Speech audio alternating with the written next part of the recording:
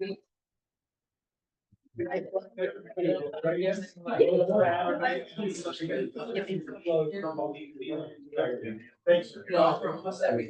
evening, everyone. Good to see all of you. I suppose we're all neighbors, I hope. I'm Kathy Garsha. I'm on the Don Cesar Property Owners Corporation Board. And somebody's got someone at their front door. I really appreciate you showing up. I know you all know, if you know me, I'm passionate about working on flooding and resiliency, kind of picking up where Betty and a previous committee left off, and working on a lot of things.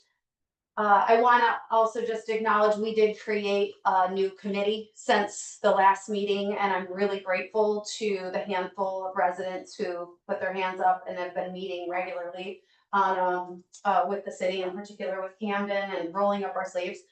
So we'll touch on some of the progress since we met last. I think it was April 24th, and of course, lots continues to happen, and then maybe you also might say not happen. So we can talk about all of that today, and we'll have plenty of time for interaction. As Camden's got a brief presentation, we can talk about other things. We've got Francis here as well, and Betty. I'm just before we get into the topic, I do just want to also do a quick highlight that we have our 100th anniversary of the Don Cesar place, which I think is super cool. It gives me goosebumps when I talk about it. So it's just a happy thing that I think we get to celebrate this year, even though we're all facing, as Betty has highlighted, like the fact that we haven't aged, infrastructure and other things with this city. This is an incredible community and an awesome neighborhood now, as we call it, rather than a municipality. But it was one of four, and we did all combine to be St. Pete Beach, right, or St. Petersburg Beach at the time. And I just wanted to highlight that right now, should any of you be part of businesses or and or families with long histories here that have some cool memorabilia or stories, myths, legends, I just want to put in another shout out to say, please reach out to me. You might see my name, but I'm the recording secretary at dcpoc.org. So contact me, and would love to have you as a sponsor or have you participate via just sharing your stories. So that's all I've got, and I'm gonna step aside. And Francis, do you want to do a welcome? Yeah, Francis Robustelli, your city manager. I just celebrated 1 year on July 8th, so yeah, it was quite the year. I see some new faces here, so that's really exciting because we are trying to increase the engagement with the neighborhood as we work through all the challenges we have there, as well as citywide. Devin Schmidt is our newer finance director. She's in the back corner. She's going to be supporting us a lot on the financial side and how we're trying to come up with creative ways to pay for things with a smaller pocketbook than we would like.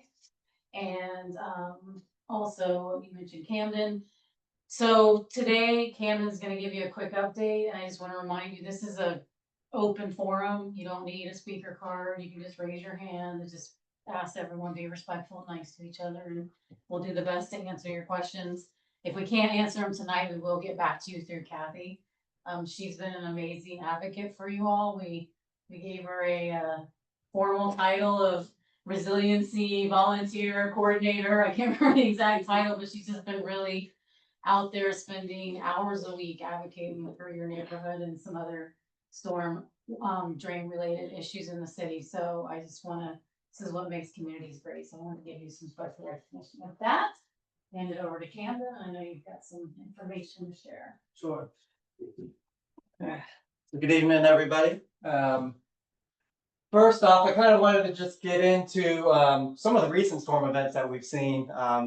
These last couple weekends have been pretty rough. What you're seeing on this screen, this is kind of something that we talked about last time we met, and just kind of gauge some of the expectations and some of the challenges that we're currently facing. So just kind of give an explanation on this graph. The squiggly up and down blue line, those are monthly water levels observed in a tide gauge that NOAA monitors over in the city of St. Petersburg. And then you can see there on the highlighted gray bar on the bottom, That's our average street elevations in the Don Cesar neighborhood. So those average about 1.5 to 2.5 foot elevation in the NAVD 88 vertical datum. Then above that, and that maroon kind of strip there, that shows what our average lot elevations are. So your finished floors, those get just above 4 foot elevation typically. And then that dashed red line is the seawall elevation per our code of ordinances.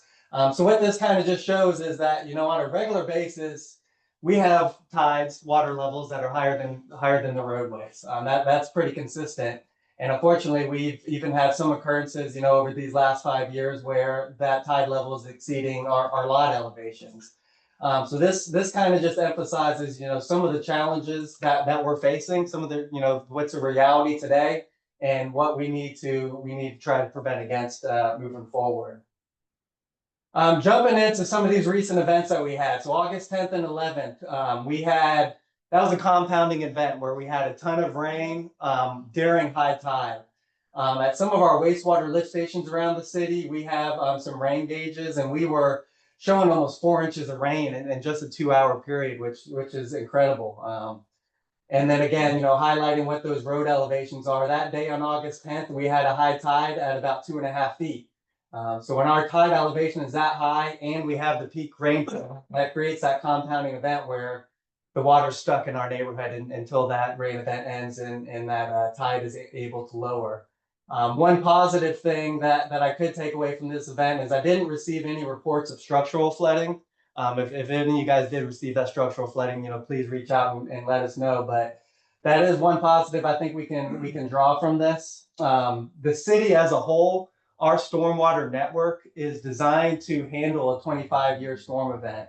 What that 25-year storm event means in kind of layman's terms is that's a storm that should have about a 4% chance of happening on an annual basis. So when we have a rainfall event like we did on August 10th, 4 inches in 2 hours, that is about the capacity of what our stormwater system would be able to handle on a normal tide day. You couple that with a high tide, that's why we really had some of the challenges that we had. And this is just kind of show that graphical level of what that type of storm event looks like. And then here are some of the tide gauge. This is pulled from Clearwater Beach, which is another nearby tidal gauge that NOAA has. But you can just see here, that average street elevation versus some of those high tide levels. One thing to note on this graph is that blue line that's shown on the bottom. That is the projected NOAA tide levels. So those are readily available that you can check and get a good estimate on what those tides would be. Pretty consistently, we've seen in at least the past month, is that the actual elevations, which is shown in red, is consistently higher than those predicted elevations. So that's just something, we got to be mindful of too, is, we can try to plan based on projections, but with that, the actuals may come in a little different. Again, this is just another gauge, going from the Clearwater Beach gauge over back to that City of St. Petersburg gauge, just to give a couple different reference points of some of those nearby water levels. Then this brings us into the August 23rd, August 24th weekend. Again, these pictures are, pretty disturbing. Here on the left, we can see water ponding up in the roadway. That's keeping residents being able to leave their properties. I'm sure if you guys were around that past weekend when that happened, that you were probably in that situation. You can see here in that middle picture where that tide is still elevated. So that rainwater is going to be stuck in the roadway until that tide is able to go back down and allow that water to evacuate. And then that picture on the right, that's on 36th Avenue. That is a manhole for FDOT stormwater system that the tidal backflow created the pressure to pop that lid up. So this is just some of the pictures we received over that past weekend from that event. Again, this is some of the warnings that we were tracking. They were expecting about 2 to 3 inches of rainfall in the Pinellas area over that weekend. And unfortunately, that's what we got. In City of St. Petersburg at this rain gauge, they measured over 3 inches of rain. That broke a record dating back to 1945. That was on August 23rd.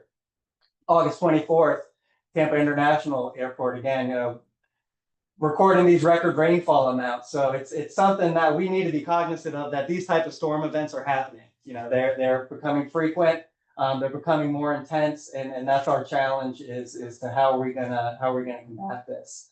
And again, this is the same type of chart, just showing those high tide elevations that were occurring while we were having those heavy rainfall events.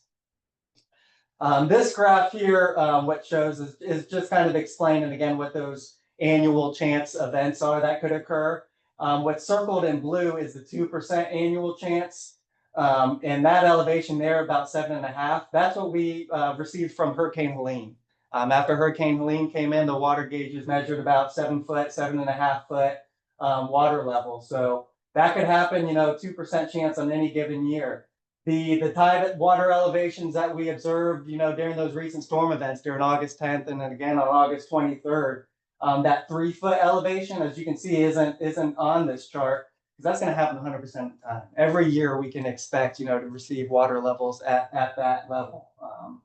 So that's something we got to be cognizant of as we're looking at these future designs and future improvements. Kind of to pick back off on where we left after our last discussion, some of the next steps we set at that April 24th meeting was, first off, is we wanted to get some general support in order to move forward with the concept, propose a project that we could take into our fiscal year budget for 26, and hope to get the community around as we ask for those funds.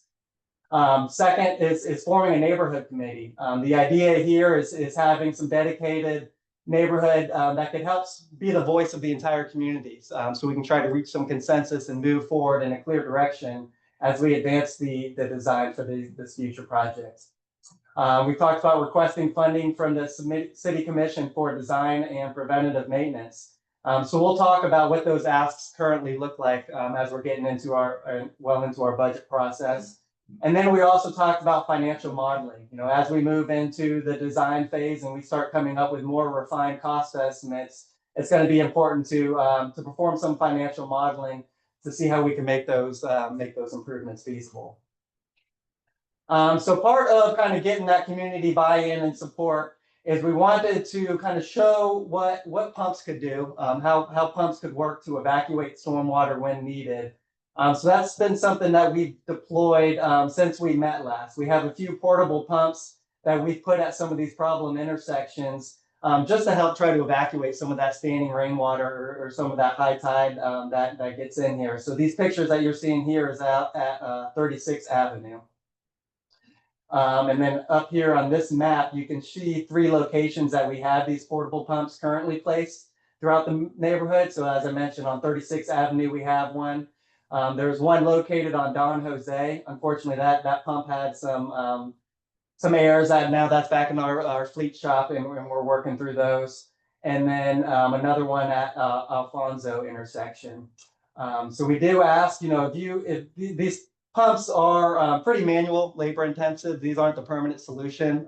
They are a temporary fix, but they require monitoring. They do require refueling. So if you guys see issues while you're out there in the neighborhood, please reach out to Kathy. And Kathy does a good job of getting in touch with me and Francis to let us know when we can send these crews out after hours to repair and maintain these pumps if needed. Can I just say, like, the instances would be they're not coming on or they're not turning off when you don't have water. Those would probably be the main things that I would expect to hear. Please reach out, because we don't want them burning out because they're just running and running, nor do you want to hear the noise. And then the second, of course, we want them turning on when we have a real need. So please do reach out. And our plan is to have these pumps mobilized through the storm season and really until we can get these other capital improvements online. So I want to give an update on some of the 2025 projects that were in the budget, and marked on this map is the various locations for those. We'll kind of give a brief update on those one by one. So first off is at 36th Avenue. At that location, we're going to be replacing the deteriorating seawall and also doing some street and drainage improvements. We've selected the vendor for that work. We've already started reviewing and approving materials, so they're in that equipment and material procurement process. And we're anticipating breaking ground in September with that project. And that one is being done as an emergency, just due to the condition of that seawall and the timing of us being into the heavy part of hurricane season. The next project is 5 outfall modifications. These are at locations where we recently redid the seawall and raised it up to the 5-foot elevation. At these locations, we're going to be removing the tide check valves from their current location and putting them closer to the street in a vault. That'll allow us to be able to perform maintenance more available, but it also gives us a mechanism to deploy these portable pumps better than we currently can. These next 3 locations, these are city-owned. Did you touch on the previous one? You didn't give a time frame. Oh, sorry about that. That package is, the design for that is complete and the permitting is complete, and we're ready to put forth the bid package for, we'll advertise for contractors to come in, and that'll be competitively bid. So there'll be qualifications based, but ultimately we'd be looking at the lowest qualified bid for that. And that's something we hope to get out here in the next few weeks and get that work started later this fall, winter timeframe. And this next project is the same time frame as the previous one, where the design and permitting is complete. We've drafted our solicitation package that's ready to hit the streets, and then we're hoping to break ground there in the winter timeframe. These 3 locations will don't currently have tide check valves, so we'd be looking to update the seawalls at 2 of the locations, but it's retrofitting the outfalls to install those backflow preventers similar to the other 5 above. And then the last projects that we had on the books for 2025 is some improvements out at El Centro, where we'll be installing some permeable asphalt. That contract has been awarded and the purchase order has been issued to the vendor. We're just coordinating with the Don Cesar Hotel. Once they get completed with some of their work, which we're anticipating in November, then we'll come in and complete that project. Last meeting, we touched on the seawall ordinance. We kind of gave some updates on what this ordinance means for responsibilities of the city and responsibilities of property owners. We talked about some of the maintenance requirements outlined in that ordinance. One thing I'd like to clarify and touch on today is regarding the elevation in that.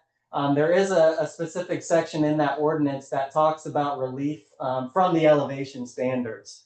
When we're reviewing permits related to the seawall ordinance, we're relying on a marine engineer that has that professional ability to sign and seal their design to substantiate that it provides the structural requirements that we're looking for.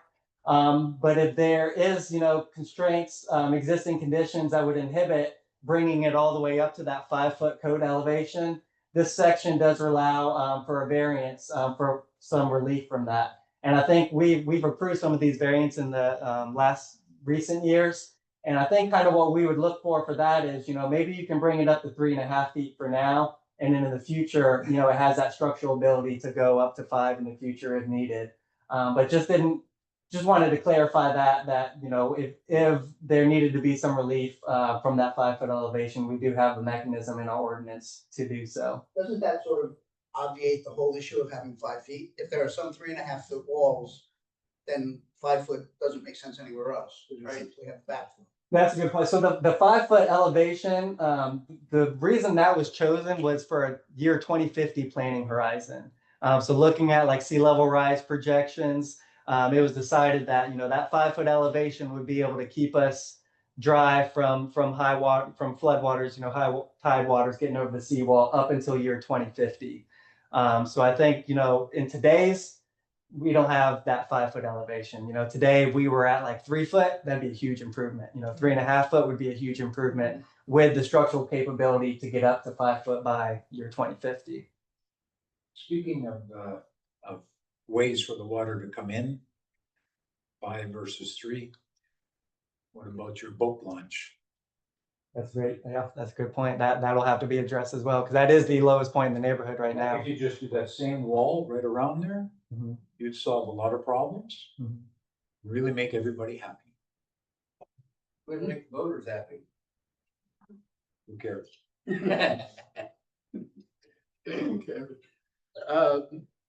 what are we, all this is lovely because the city is in charge of all this, but what about the DOT and the problems with the Gateway coming under me? Will Yeah. they be required to raise their seawall to 5 feet?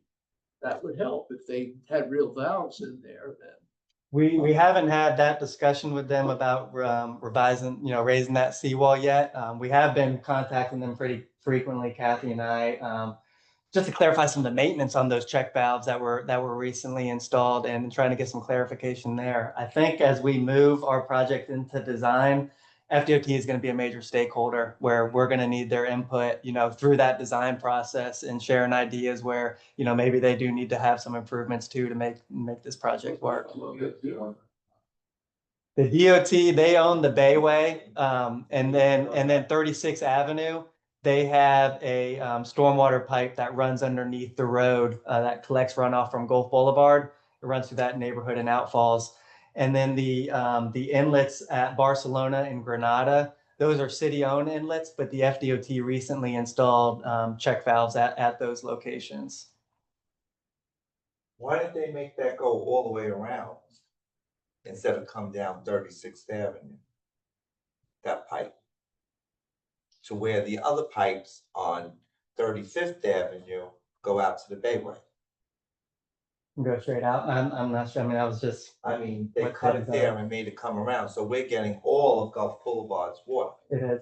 And we have asked the FDOT to send us those historical records on, when that project was designed. We want to see those plans. We want to see what that contributing runoff is, so we can come back to them with a number and say, you have this amount of area that's It contributing. was probably designed before the Bayway was put in, because that was a cul-de-sac Mhm. originally. So that's why they did it that way. Mhm. But they should actually change it now and reroute it again towards 35th Avenue, going towards the Bayway out to, Yeah, there. more It should direct not be outfall. coming down 36th Avenue anymore. I mean, the Bayway's been there for years, but they never did anything to They it. didn't change that. Yeah. No, they never changed it. Right. But there was Just no remember that outlet. there's already a problem on that particular train, on the Yeah. Gateway. So where East Mm-hmm. Maritana Oh. is where you're thinking 35th, we're on Casablanca on the Bayway. Yeah. And I know the stormwater drain, it goes all the way back towards East Maritana and the Bayway. So if you connected 36 to that one, we already are having problems. But why on did they East say Maritana that, those and the ones on Bayway. I asked the FDOT when they were down there, and they said that goes over the Bayway. That's what they said, those two on the corner It on goes to East 35th. Maritana. Casablanca empties out too, Casablanca and Bayway, not Casablanca and 36. But it shouldn't go that way, because now that bridge was built, and, there's no more cul-de-sac there, because you couldn't put it through people's houses that were there. So it should be going that way. Yes. Exactly. Yeah, so they need to change that. Yeah. Mhm. And I think we'll continue to have those discussions with them too. I think especially as, city advances this project and we show we have some skin in the game, I think we can get them. Yeah, I'll have the They're discussion. extremely good at having discussion. Yeah. Discussing With events Vince, for what 20 years. like 2 days ago, Maritana was dry, but 36 in Casablanca was totally wet. Right? Yeah, because the pipe comes down from Gulf Boulevard Yeah, to our place down there. I mean, it was full of water, but it was dry on the water, on the, there goes, okay. You're not the guy with the EV that won't drive down our street, right? There was some guy that said they wouldn't drive down our street because they got an EV car. It's flooded, so he said they wouldn't. Oh, that happened. No, not me. I was kind of surprised by that, because get out of the car and first of all, Yeah, but he said he wouldn't do it. Okay, no, that wasn't city staff. okay. Just curious. So this kind of brings into, what we're proposing in this upcoming fiscal year. Want to cover, operation and maintenance wise and also capital wise. So I think one thing you'll see in this proposed budget is we are asking for a pretty big investment in stormwater maintenance, particularly in the repair and maintenance line item, which that's 500,000 that we would look for outfall improvements, baffle boxes, inlet covers, and our tie check valves. Right now, that's something that isn't sufficiently budgeted. So as we have problems with tie check valves, this gives us a mechanism for replacement. Yes, sir. Is this putting a cart before the horse? We don't have any storm sewers in our neighborhood. No subdivision happening. We do have some outfalls in storm pipes and inlets that we'd have to maintain, but these are citywide numbers. So our entire like citywide operation maintenance plan for stormwater. Well, just so you know, Don Cesar doesn't have any storm drains. So we have a budget for something, but we don't have storm drains. And then getting into, Is that the way you see it as well, or do we? we have limited storm drains, but there is quite a few that we maintain in the area. In our neighborhood though, we do have And, some, And 37th, Don 37. Cesar. yeah, 36 in Casablanca, there's two inlets there that we maintain. And then that outfall at the east end of 36, we have. You're talking about the outflow. All of it, it's all connected, the outflow, the underground pipes and the curb inlets that collect them. We don't have any storm drains in Don Cesar Place. We do over on, what he's saying is over at 36th and 37th area. But in the other neighborhood, we're last. Then we don't. You only have the outfalls, There you yep. go. So we're responsible for maintaining that curb inlet that the water goes into, and then the pipe, and then the outfall structure itself and the tie check valves. And can you also mention the ones on Barcelona, Granada, and Casablanca and the Bayway, because those are also storm drains, but are we responsible as a city to maintain it, or is that FDOT? That's a good point. Yeah, those inlets at Barcelona and Granada too are city inlets. Still should know Are there's. responsible for And us? we're responsible for maintenance. The street cleaner very rarely comes. Tricia was cleaning the corners, I clean the corners. We clean the front of the house, pick it up. They very rarely come down our block. I think it's an interesting point, and I don't know where you're at, and this maybe is putting it, that when we've had like major flooding in certain areas, that all the debris rolls there. So is there, as a part of this plan, an opportunity to say, we need to send the crew out, because otherwise we just get these clogged drains? So I think as part of your approach, would that be something you can incorporate? 'Cause We right now- haven't incorporated an increased frequency for street Yeah. sweeping. Does that contract still exist? It does exist, and we do have that GPS wise, so we can kind of track that and show like when they are getting into the different neighborhoods. So we'll need to check on that and see when. Why am I doing it? Cause I'm right there. However, I do mind, when there's still debris, like glass shards and plastic soap dishes. People haven't cleaned up from a year ago, like there's still houses that people don't live there, we're full-time, that haven't cleaned up their yards. And that flows down to the drain, so there's that, in addition to the natural organic debris. Yeah, that's a good point. I guess that's something we can kind of address through code enforcement as well. If it's, the source is a property. Take a look around. Camden, if I'm not mistaken, the street drains at Barcelona and Granada that you said are the city's responsibility to maintain, they're on the elevated portion of the street, and the only water that goes into those is runoff from the FDOT Bayway. So no water from the city's property goes into those outlets. And then those No, the outlets. one on Barcelona drains from back to DeBay's. Who does get I live right there and I watch that water all the time. Well, the water, it's impossible for the water to go down to Basin up to those because they're uphill. Well, yeah, that's an optical illusion. You come visit me next time and you'll see. I visit every day. Wanna know what? And the pipes run under the Bayway and dump out into McPherson Bayou. And those pipes are horizontal, so those inlets that are they're servicing the FDOT road are causing salt water to come in at high tide, and then it dumps down Granada and Barcelona and floods the neighborhood. So the FDOT should be the party responsible for putting in some kind of check valves or something on those to stop their property from flooding the residential neighborhood, and the city shouldn't be responsible for those two drains that are just off of the Bayway. And they recently installed 2 check valves at those locations, and we're finding that, they're not working on a consistent basis. What is that on our block, on Casablanca, that green box? Isn't that a push that they put in there? That's for a force main for sanitary sewer. Well, why was it's coming from Gulf Boulevard when they did that? It's not for us, because our things are on, It's for the main line system. but our main lines are in the back of the house, the sewer lines. Your gravity lines are, but this is like a pressurized pipe. But that thing, I don't even hear it working. Supposed to have a motor in there. Mhm. I can send you some background info on that. Okay. There's a drain catty corner from the boat launch. That a few years ago, they figured out what the problem was. They got in there and found out that it was draining to a solid wall.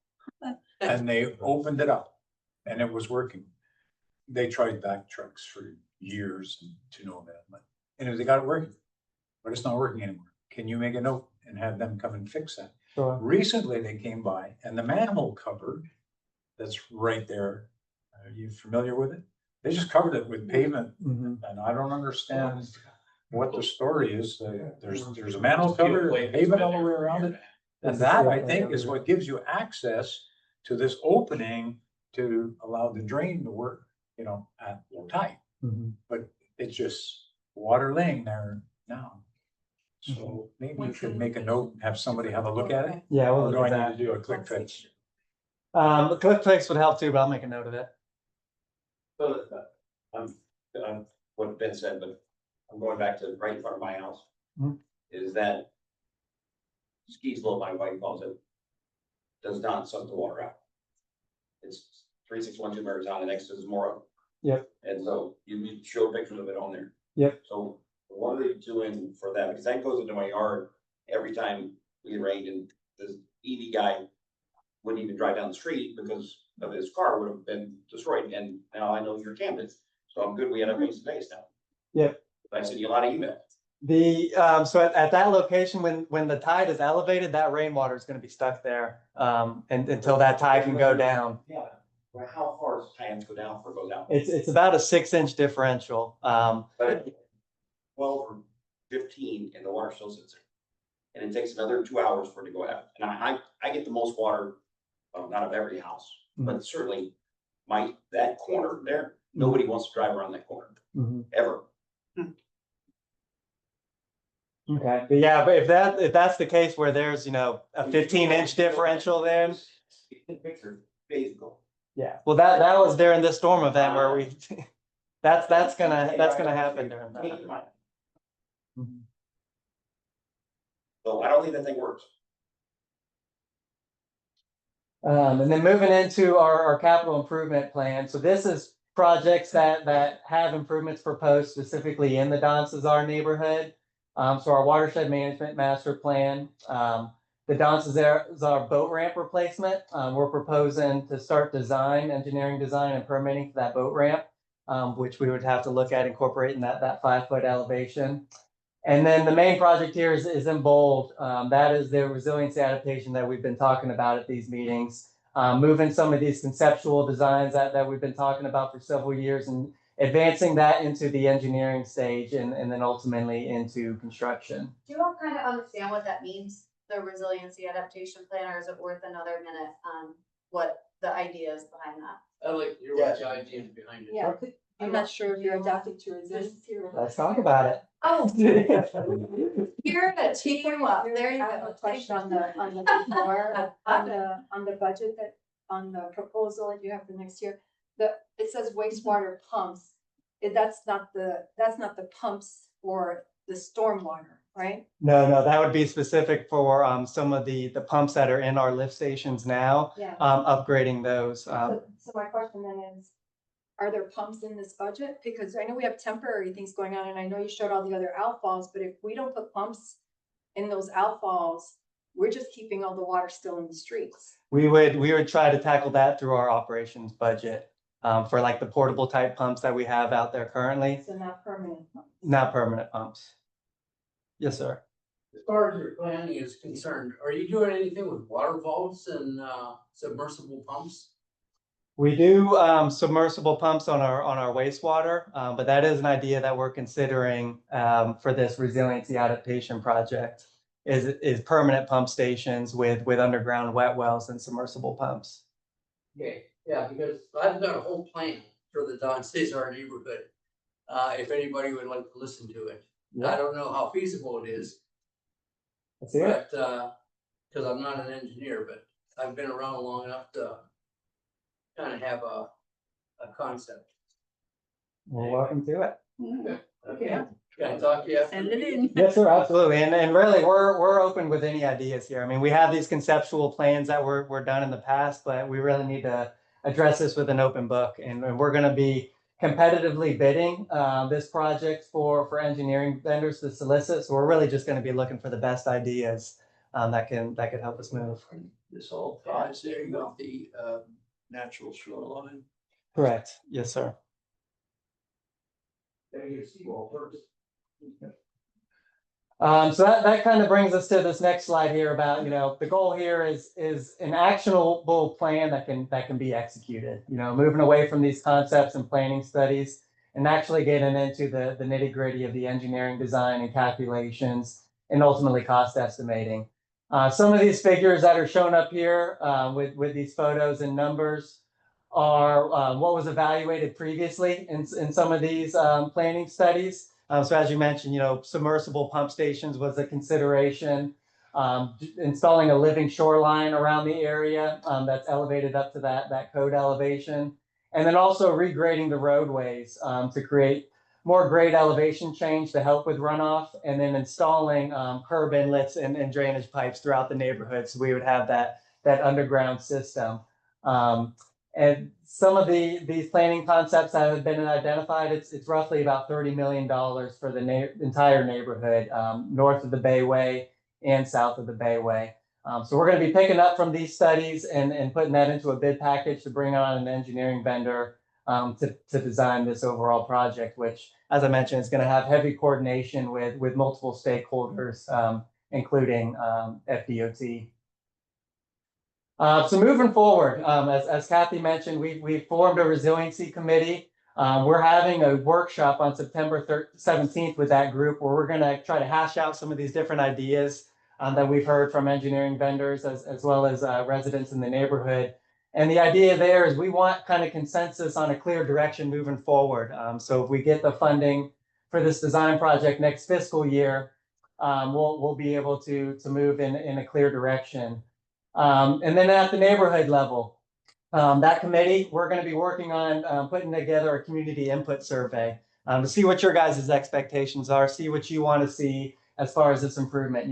Do we look at a year 2050 planning horizon? Do we look at a year 2040 planning horizon? What are our goals and what do we want to accomplish? Are we okay with some flooding in the roads or do we want water completely out of the roads?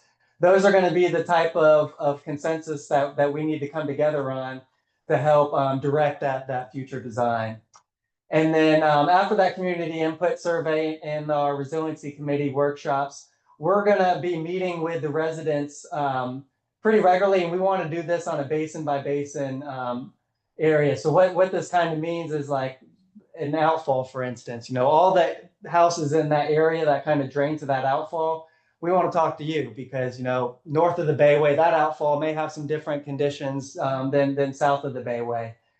So we really want to address these neighborhood levels on a basin by basin input. So we're coordinating with our residents. And with that, Kathy, do you have anything you'd like to add, or we can open it up to other comments or questions? As these designs are going on, what's happening with code? Like if you're anticipating, for example, regrading the streets around Don Cesar, and that would include likely raising some streets by a foot or more, possibly. What are you anticipating in terms of allowing regrading of properties as they're getting rebuilt? Because there's a number of properties that are being rebuilt in our neighborhood right now, and they shouldn't stay at their current natural grade. They really should be going up. The prior engineer here suggested that we really should be up at least 2 feet more in that area. And obviously you can't do that all at once, but shouldn't code be sort of anticipating the new designs coming in, so when people are building today, they're not building to a spec that's gonna fail because of the street being raised by 1.5 or 2 feet. That is a great point. Yeah, and right now our code, as I'm sure you're aware, doesn't allow for that structural fill. I think that's something we looked at a couple years ago, and for some reason or another, that effort didn't fully advance. But we are looking at updating our land development code to allow for structural fill. But that is something that we're proposing, not this fiscal year, but the following fiscal But year. you're going to think about designs, and the designs are consistently saying regrading the streets, which I'm sure they are. Mhm. You've got to anticipate this and not allow, we have tons of construction projects going on. And there are people in the neighborhood whose garages still get flooded in regular storms, and it's crazy. And so, like, I'm building my house back, and I'm thinking about how high up can I get my garage? Can I use the permeable asphalt to make it so that I'm not having, runoff into my neighbors? And then the issue does become, what about the height of my house? Because by doing that, I'm sort of eliminating my living space because I have a height restriction.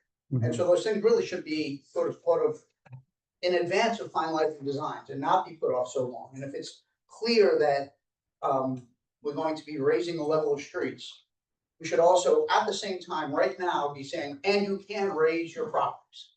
However you have to do that, whether it's in the middle, and we're going to allow you to go higher with your house too because of design considerations. Yeah. No, that's a great point. I think that's something we need to look at. Is there a downside to that at all? Why is that not allowed? You could, the downside for that would be, if you created adverse impacts to your neighboring property. So if one lot is raised up and your neighbors are still low, there is ways to prevent that. I think, John, aren't you looking at a solution right now with some stem wall kind of construction to prevent that? There is some design around where you can prevent that sort of thing. Treasure Island recently updated their code to allow for that sort of infill, structural infill. They're allowing you to adverse impact. Neighbors, they should raise their levels. I think that's what they're attitude is. But in some instances. And is that a city ordinance? Mhm. So that shouldn't be that hard to change. Why are we waiting 2 The years? ordinance is the easy part. It's the land development code with like all the engineering design guidelines is what would take time. But we did get like halfway through that effort, it looked like in previous years. So we wouldn't be starting from scratch. In some instances, like on my property is about a foot lower than my neighbor's property. Yet I'm not allowed to bring it to the elevation of my neighbor's property because it might flood. But in your engineering for your home, regardless of what elevation you have to have contingencies to handle your own runoff anyway. So it shouldn't make any difference if it's you raise it a foot or 2 feet or 3 feet. If you have to hold your runoff, raising your property shouldn't affect anything if you're doing it right. If you're doing it right. And I would think that, I don't know the procedural aspect, but maybe the city council can pass, like you have a built-in variance for the seawall height. You build in something, hey, Don Cesar Place is the lowest elevation at the beach. We're gonna grant them a variance to be able to add a foot or 2 feet of fill for the dozens of houses that are gonna be rebuilt in the next 12 to 24 months there. Yeah.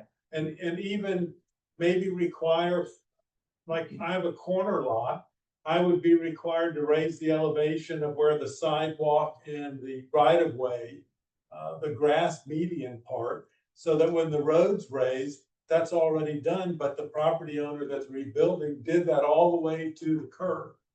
And so when the city then goes to spend money to regrade and elevate the roads, they're not having to regrade and elevate the right of way, the parkway, the sidewalk, all the rest of it. The situation caused the war 2 doors down from my place. The home, a brand new home was raised quite a bit. Yeah. And the neighbor they went at it because everything there wasn't looked after. It was just all running into his yard, flooding his garage. He was pissed. Oh, yeah. I don't blame him. And until it recently sold again, and now we have peace because they're working out how to do it together. And it's ugly. the raised house. But you say that you can't flood your neighbor's property. They But do. the city's my neighbor and they're flooding my property every time it rains. So, DOT is flooding our property. so the city, it'd be like the city saying everybody's required to have a 5-foot seawall, and then the city goes out and builds 2-foot seawalls and says, oh, we don't have to do that.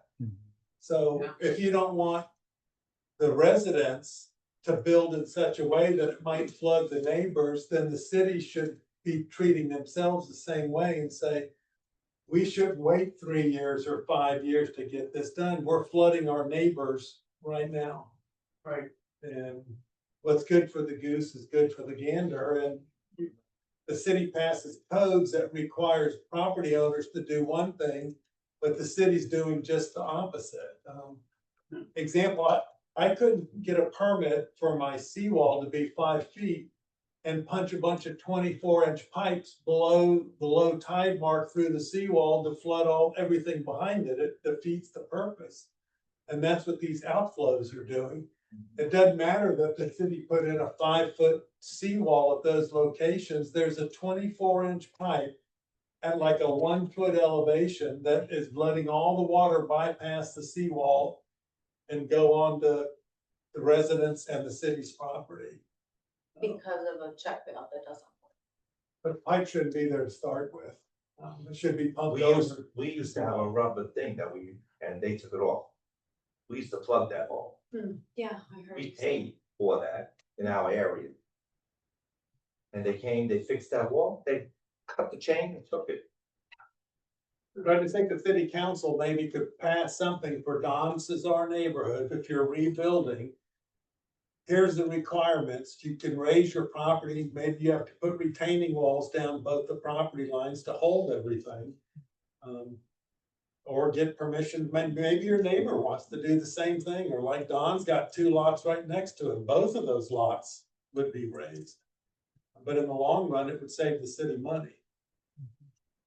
Is that something that could be done faster versus changing the land development code? Is have something that puts the responsibility on the engineer who's designing the lot versus the city's, I guess, is the engineer rewriting the land development code? Yeah, I can check with the building official and see what that would need to look like. But anything at that level requires, city engineers to review it.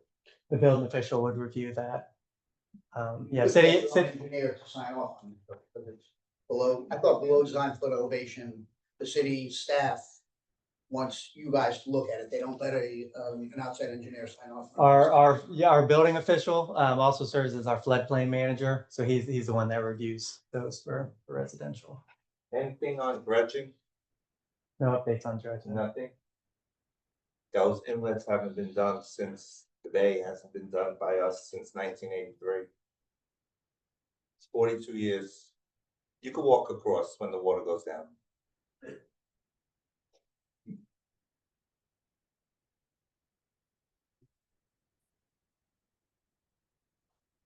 I have a question. Yeah. Why wasn't there a rescue plan for getting rid of all of this garbage in our street in December after that last storm? We did. We had, a debris removal contractor that worked around the clock for over 3 months, collecting various runoff, and we tried to hit every residence at least 3 times through that.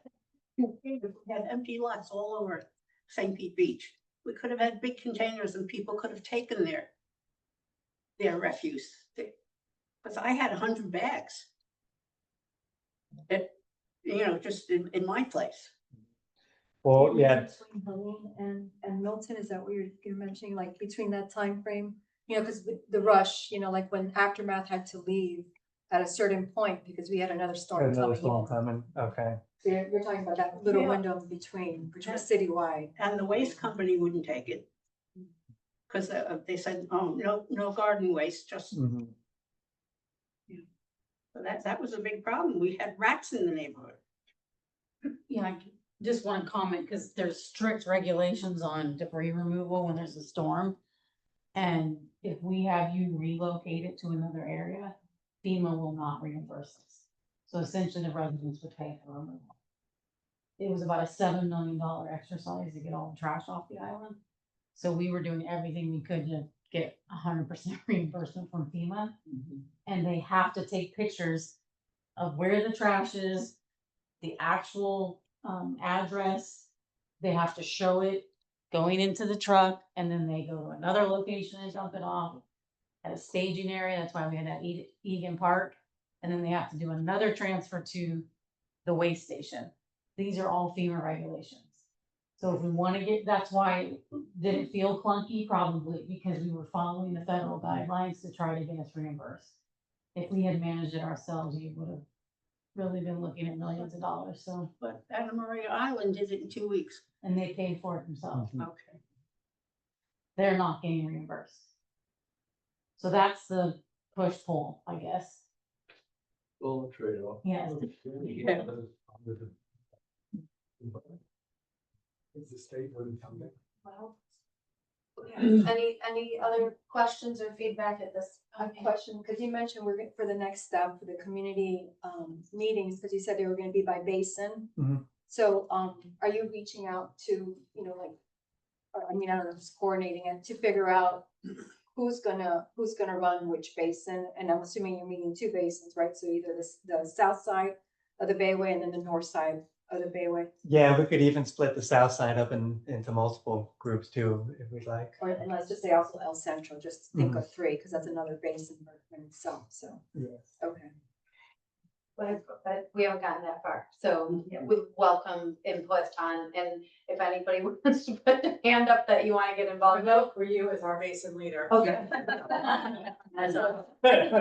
Yeah. And we can have Betty at one of them, I know. But if anybody's passionate, I'm sure we got John and Don, I mean, I know there's a lot of different people who I could, for sure can reach out to, but if, honestly, this isn't, a secret club, you can all join.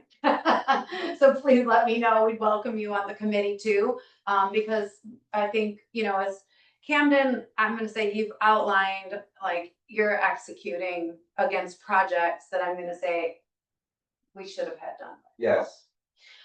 Yes, okay, so we would have liked to have seen all of these things be executed well before now, so I think we all know these are our Band-Aids or our stitches, and they're not they aren't going to get us all the great relief that we want. So that's the point of executing now, I will say, as a neighborhood, and God willing, the commission will approve these line items in the budget to allow us to move this design forward. And this isn't a study, I mean, well, we might need some, but anyways, we'll see what happens, but I know this is an idea that we'll have a constructible plan that we can get real hard dollars against, and then we can all have that really hard conversation, maybe by basin, maybe as a neighborhood, maybe a combination of things that we have to look at together to sort out, like, okay, good news. Hopefully everybody's taxes went down a little bit.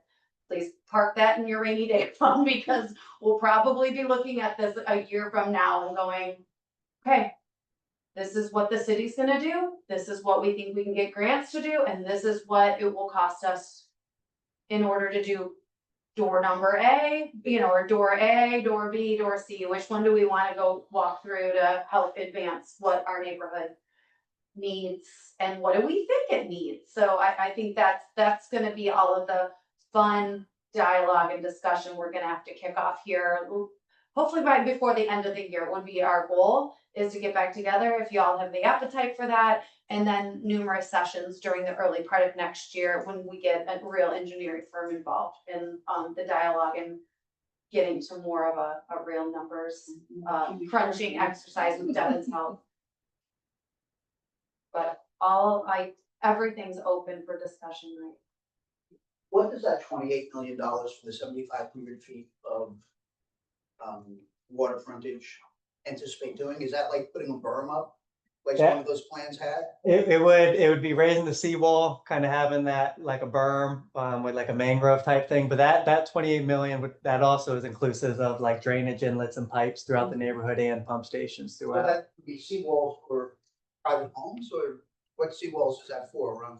That cost estimate did include the entire shoreline, so private and public was estimated in that. So there's the anticipation that might happen.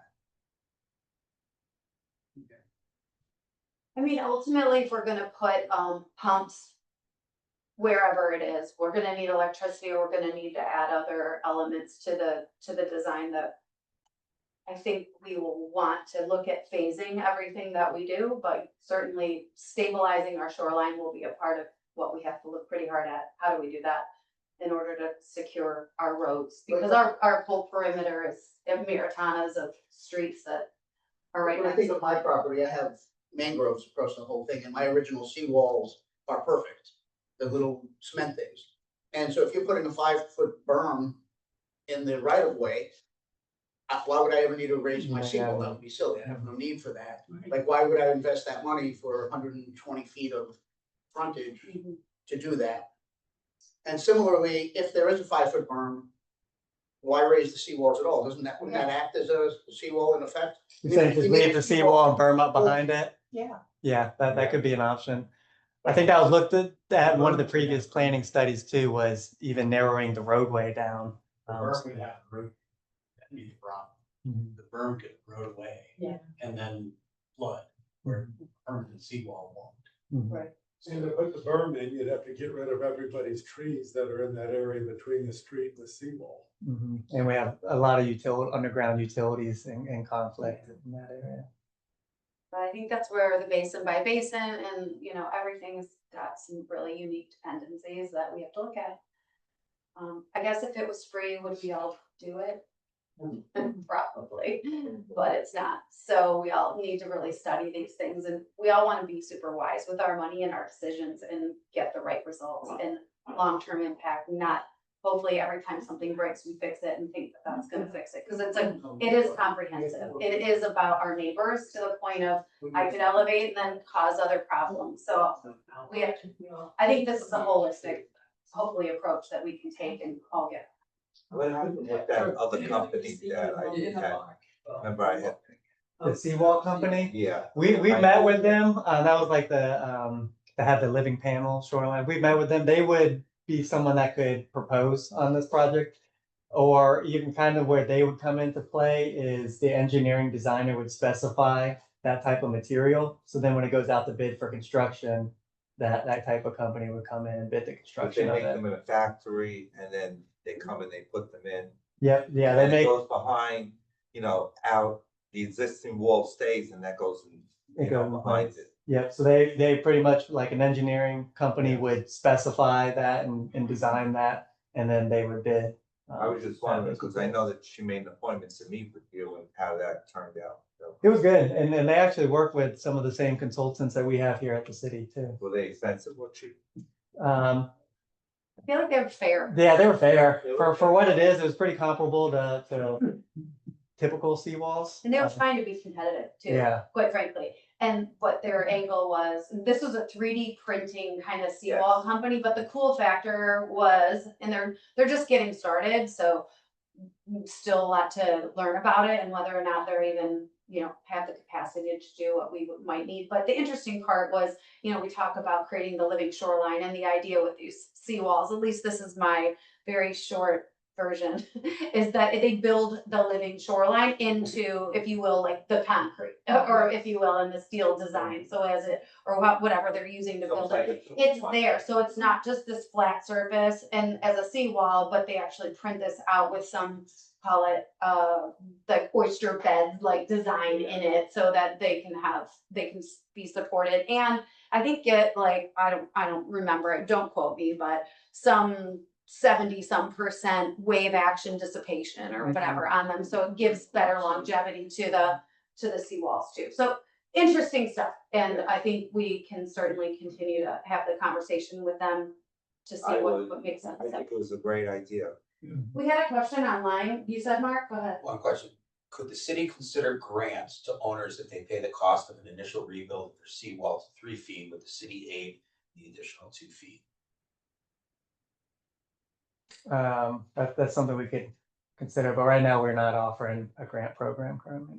So I think whoever said that, thank you. And I think we want, again, I feel like that's a brainstorming part of our strategy just as much as the actual engineering designs, and which goals do we have? Is it against 2050, as you were saying, and what does 2050 even mean versus 2040, right? And so I think with Devin, with your help, we can evaluate like all the different approaches that might be something we could do, and then we can decide like what really makes sense based on what the city's fiscal kind of stability is to being able to support us with that, or the states, right? Or we could buy 500 beavers and build a dam. I'm joking. I'm putting you on that committee.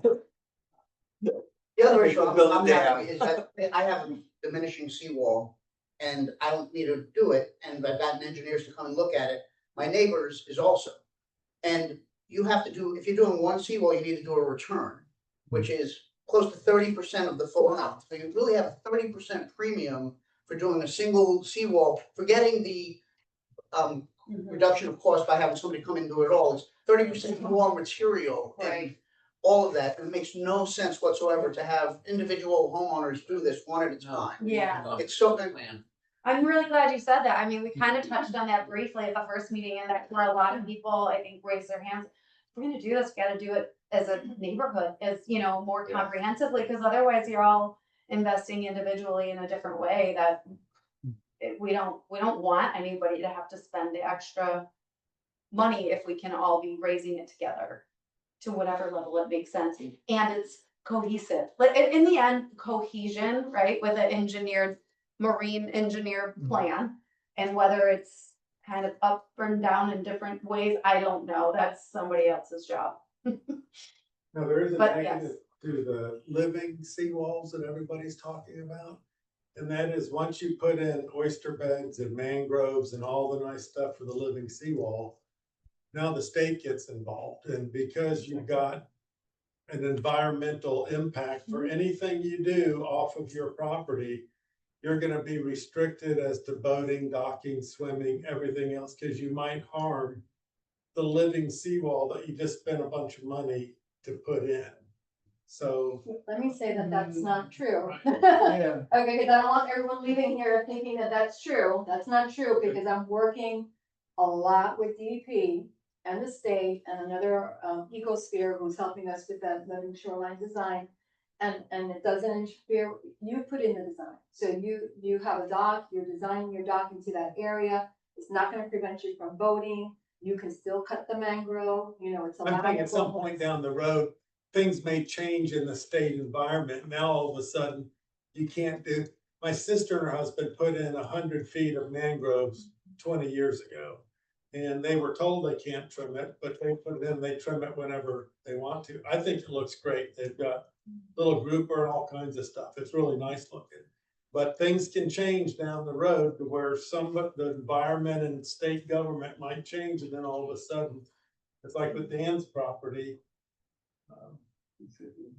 You got mangroves in front of part of yours, and that's an issue when you try to put a dock out. not South Maritime, West Maritime, it's in front of my entire property. And it's 30 feet out, 25 to 30 feet out. But he Great. just also mentioned how it's good, because of those mangroves, you're. Oh, Right, I go out in the middle of the Yeah, night. stops I cut it. erosion and It wasn't whatnot. there. Oh, I love having mangroves. It'd be great if mangroves were in front of every seawall. Yeah. Be beautiful. Yeah. I've got beautiful night here too. Okay. Well, All right. great. Well, we appreciate y'all coming out. I think, just want to make sure you know where things are at. We think we're making some progress, but also we know that we're not moving as fast as everyone wants, and we're in hurricane season. So please keep an eye. Those pumps are what we're, counting on in some areas to help us evacuate water faster. It doesn't eliminate it. But so again, you guys have my phone number, information. We'll post this presentation out there. So if you have issues with that, and then I'm just gonna say, I think we have a pretty great dialogue. We have regular meetings every month. So if there's anything, either you want to participate at a different level, yay, please do. If you don't, but you have a comment, concern, well, besides, you can always reach out to Betty as a commissioner. You can reach out to me, Camden. I know Francis, their doors are open. So thank you. And I hope to see you all on November 2nd at our 100th anniversary celebration. Thank you. Thank you.